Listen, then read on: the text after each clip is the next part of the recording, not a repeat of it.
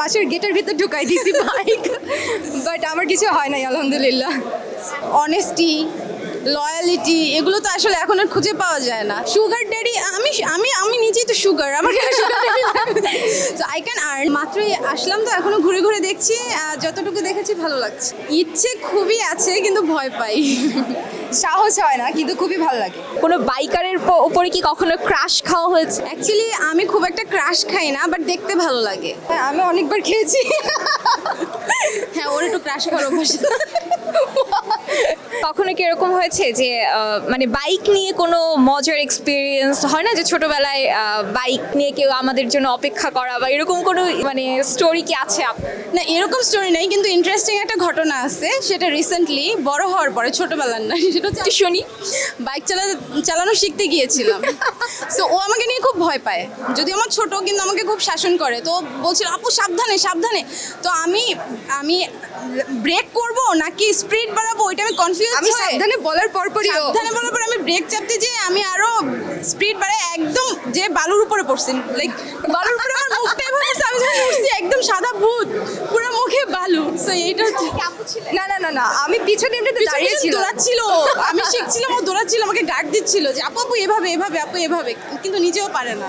আর আমি নিজেও একবার মানে শিখতে গিয়েছিলাম, যে একটা বাসের গেটের ভিতর ঢুকাই দিছি বাইক, বাট আমার কিছু হয় নাই আলহামদুলিল্লাহ। ধুম সিনেমার তো সবার দেখা হয়েছে, ঋত্বিক রোশন, জন আব্রাহামের বাইক রাইডিংও দেখা হয়েছে, টম ক্রুজের বাইক রাইডিংও দেখা হয়েছে। কে ফেভারিট? জন আব্রাহাম। হ্যাঁ, ছোটবেলা থেকে স্টিল। হ্যাঁ, ঋত্বিক ফেল, জনদের দুইজন। আই ডোন্ট লাইক ঋত্বিক, আমি জানি না সব মেয়েরা পছন্দ করে, বাট আমার জন আব্রাহাম। জন আব্রাহামের কেন ভালো লাগে, মানে ওয়াই জন আব্রাহাম? আমার পার্সোনালিটি অনেক ভালো লাগে, and he is very fit, attractive, hot. দুই বোনেরই জন আব্রাহাম। ইয়েস, আমাদের পছন্দের অনেক মিল দুইজনে। আই ডোন্ট নো ওয়াই, এটা একটা প্রবলেম। একই ছেলে পছন্দ করে, আমরা সেম ড্রেসও পরা। সেটাই দেখছি, মানে একই ছেলে পছন্দ হয়েছে, এরকম কি হয়েছে কখনো, নাকি জাস্ট ফান?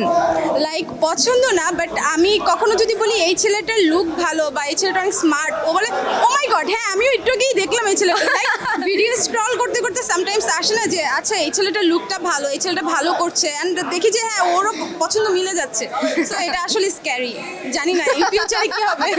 না, এমন কিছু হবে না, কখনোই হবে না ইনশাআল্লাহ। ছেলেদের মধ্যে কি কি গুণ থাকতে হবে আপনাদের মন জয় করতে হবে? এখন না এক্সপেকটেশন একদম লো হয়ে গেছে, কারণ আমি যে জিনিসগুলো পছন্দ ওই জিনিসগুলো আসলে খুঁজে পাওয়াটা খুবই রেয়ার।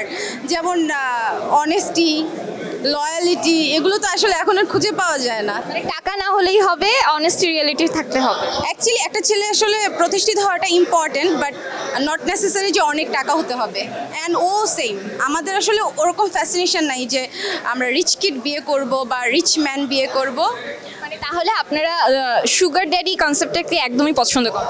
সুগার ড্যাডি আমি আমি আমি নিজেই তো সুগার, আমার sugar daddy so I can earn, and আলহামদুলিল্লাহ আমি ভালো আর্নিং করি। সো আমার কেন সুগার ড্যাডি লাগবে? এক্স্যাক্টলি। আপু, আপনার কি ধরনের ছেলে? আমার ও যেটা বলে, লুকসের ব্যাপারে বলতে গেলে তাহলে অবভিয়াসলি হ্যান্ডসাম হতে হবে, দ্যাটস ইট।